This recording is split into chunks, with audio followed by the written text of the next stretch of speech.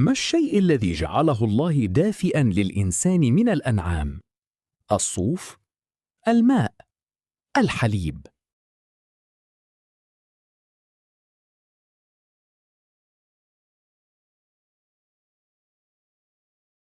الإجابة الصحيحة الصوف. قال الله تعالى: لكم فيها دفء ومنافع.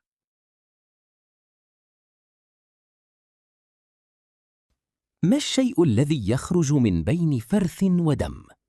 اللبن، العسل، الماء.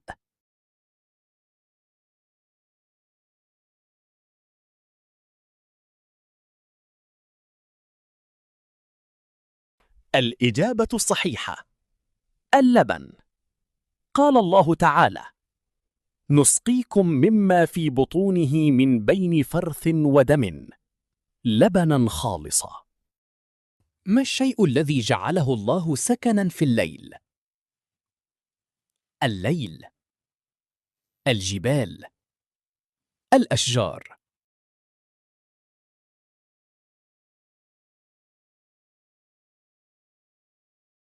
الإجابة الصحيحة موسى عليه السلام. قال الله تعالى: أن اقذفيه في التابوت فاقذفيه في اليم.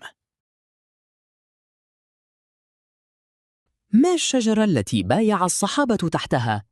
الشجرة، الزيتون، النخيل.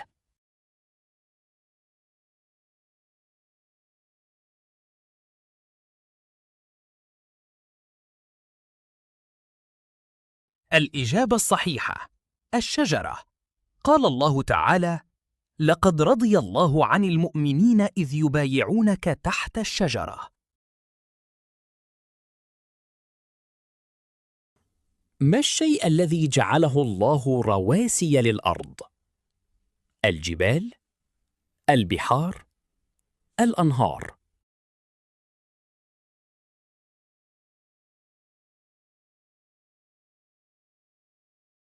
الإجابة الصحيحة الجبال. قال الله تعالى: وألقى في الأرض رواسي.